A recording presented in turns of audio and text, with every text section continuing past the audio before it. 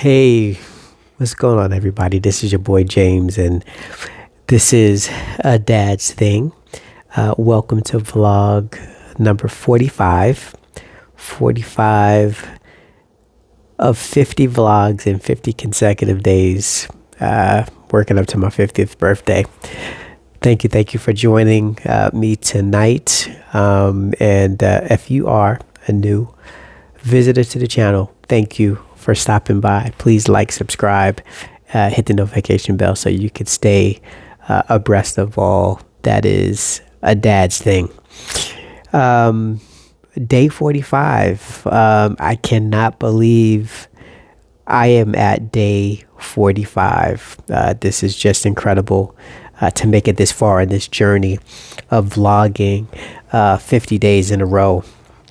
And I just wanted to come just briefly tonight. I am a little tired.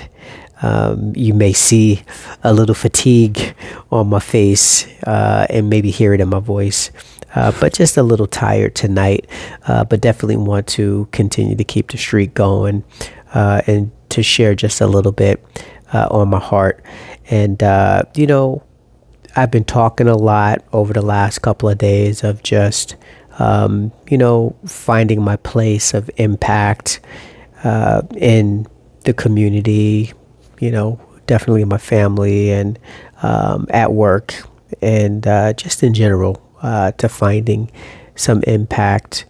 And today, I was in a training for supervisors as we are getting, just prepared for our review season. We wanted to get together and just share some things about supervision and really from a trauma-informed perspective, a place of how we as supervisors can self-regulate ourselves in difficult situations, but also, help the people, help our team, help our supervisees be able to stay regulated, in the work that they do, interactions that they have with our clients, and also, interactions with us as supervisors.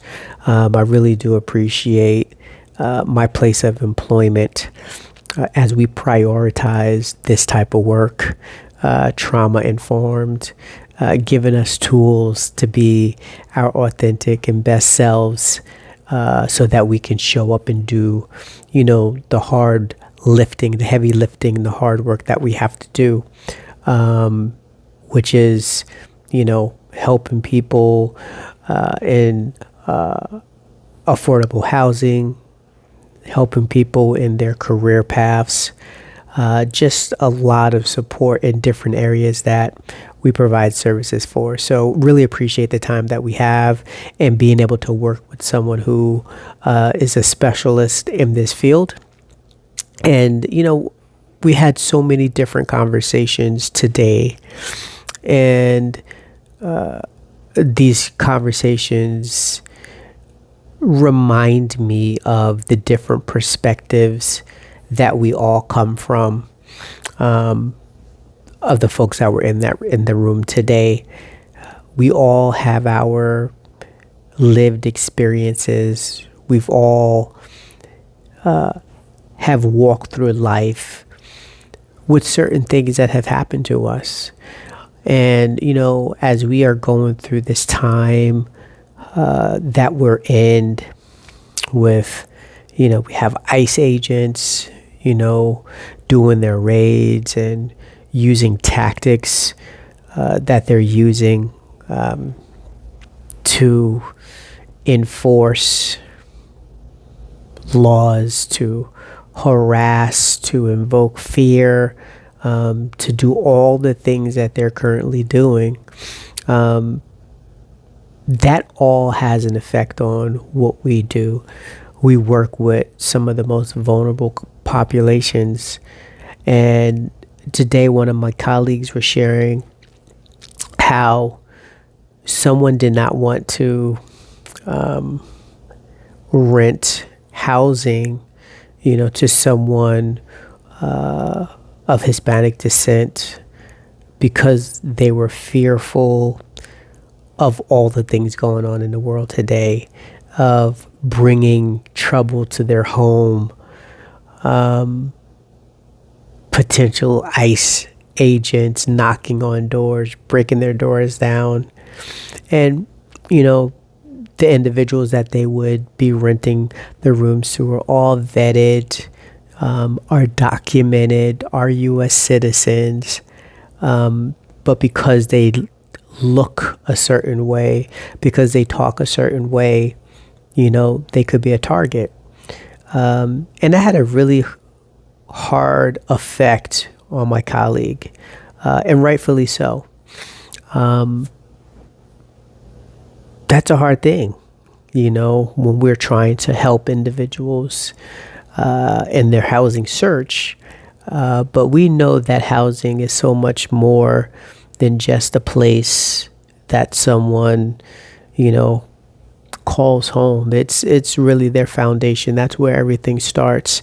It's where, people have a solid foundation. It enables them to have a safe refuge. It allows them to have a peace of mind.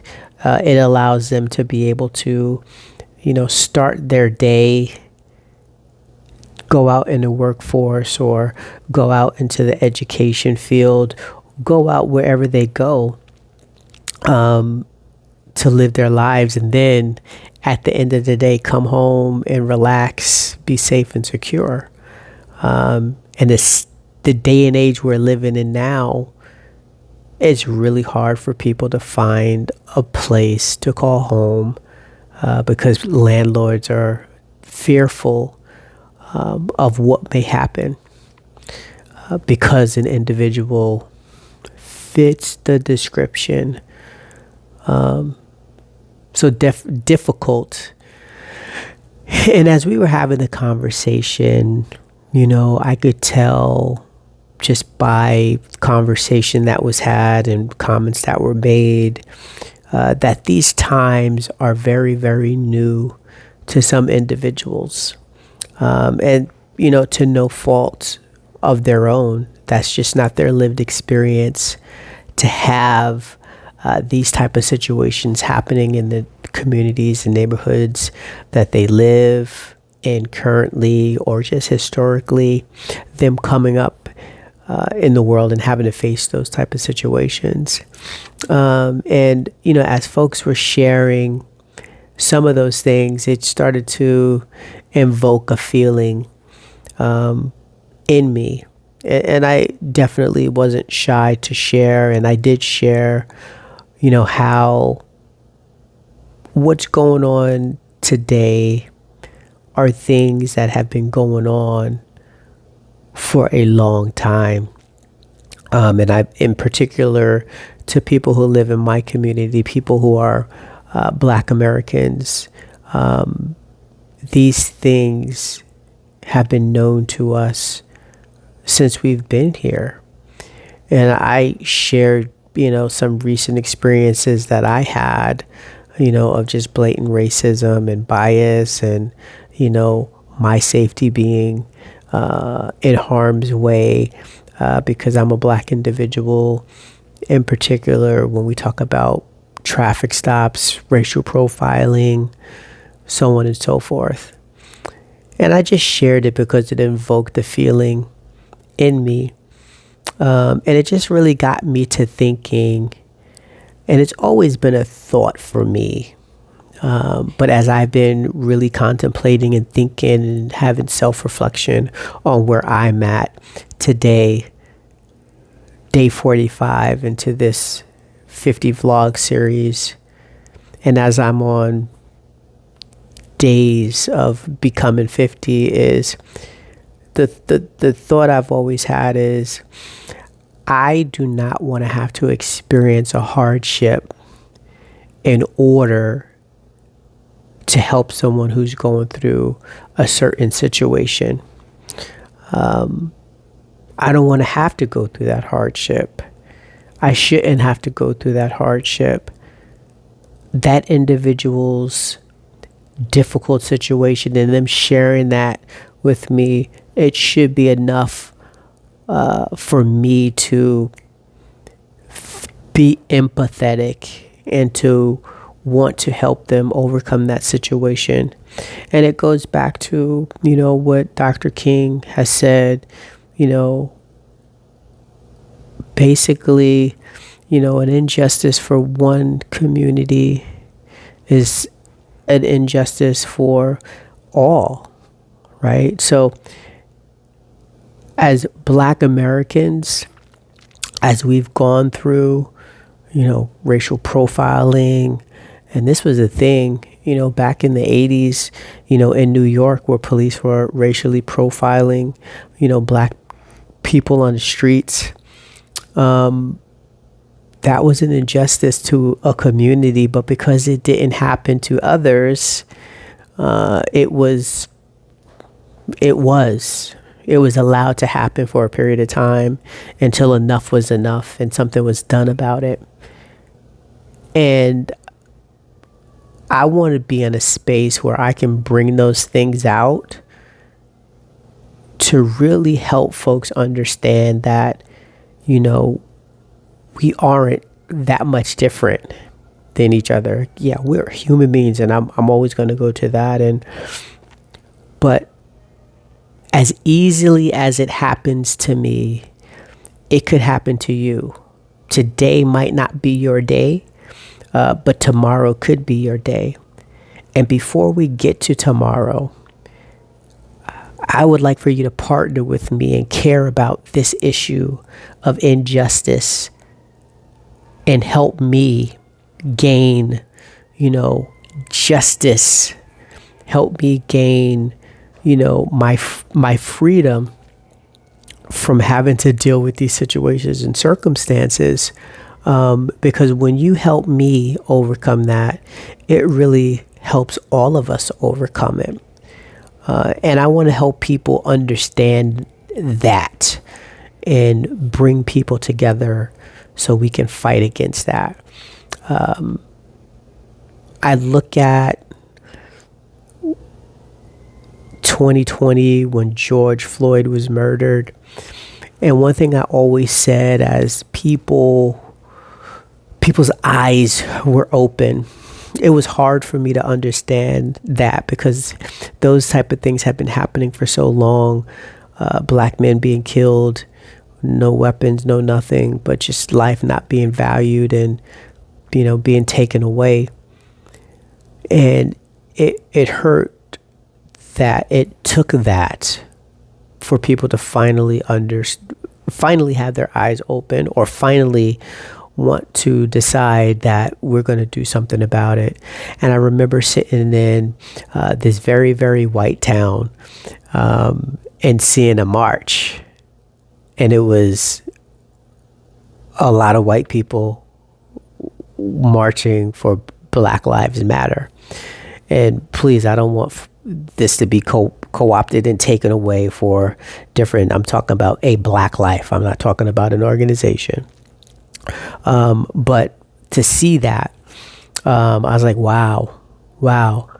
I hope this point in time does not become just a moment in time.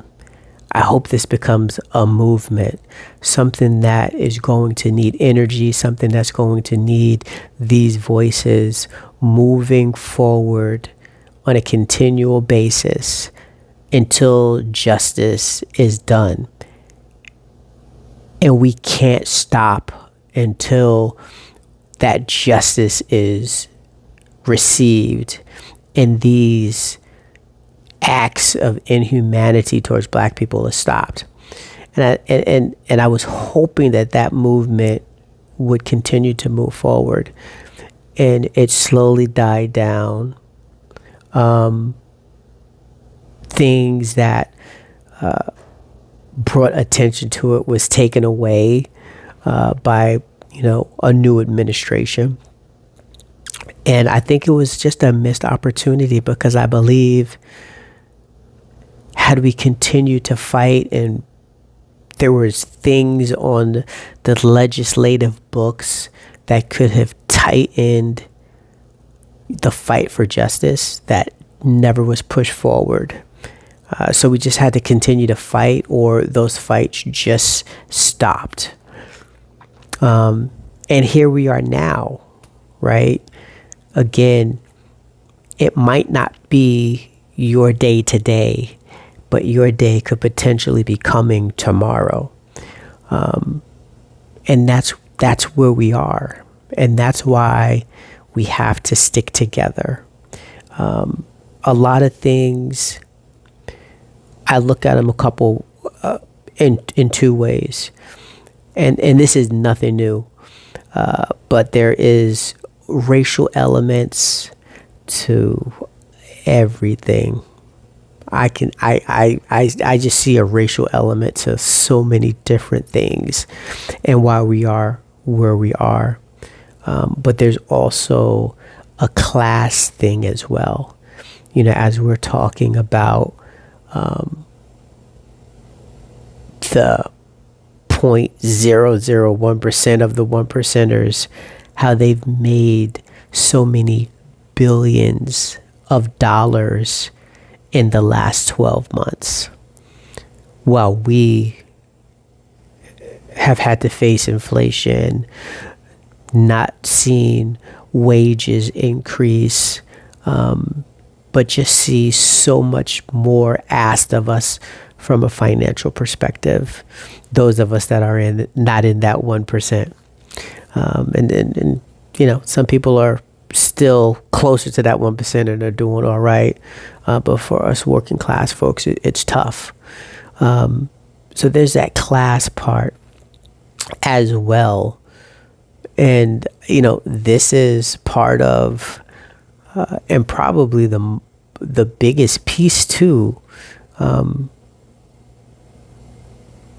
Dr. King's last days, as he really brought to the forefront the economic aspect of what this country needed to get corrected in order for all of America's people and citizens to be able to have that fighting chance of the pursuit of happiness and the house and the white picket fence and, you know, all of those different things, which is supposed to be the American dream, which not a lot of people are able to attain in the climate that we're living in right now. So we got work to do, and we gotta be able to come together on some united fronts to be able to push forth the messages, push forth you know, our voices so that we can be heard and our needs can be met, and we can get away from this division that is purposely being done to keep us apart and not as a collective.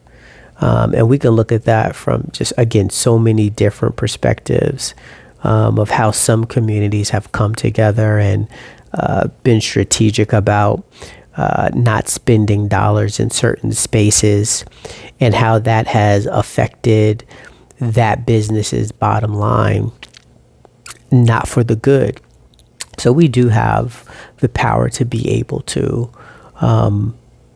make some noise and have our voices heard and have things shift in the favor of us and give us more of the power. So that's where I'm at today, and I got that and being involved in a space where we could talk about these things open, honest, with all transparency, because in order to make the changes that we need, we have to be able to have these conversations, and people understand that where we're coming from in this room is from a place of trying to learn, try to get better so we can be impactful to make the type of change that's going to benefit the individuals that we serve. And it's not coming from a place of malintent to want to hurt someone. And again, we all have a different perspective on things that are happening, and it affects us differently. And I would never want to take away anyone's feelings about how something is affecting them, or how even the words that I say may affect them. So thank you. Day 45. We're knocking on the door to 50. And I am excited about it. And I can't wait to bring a little bit of that to you when we get there. So as always, I appreciate you. God bless you. Take care. Be good. And I'll see you pretty soon on the next one. Peace.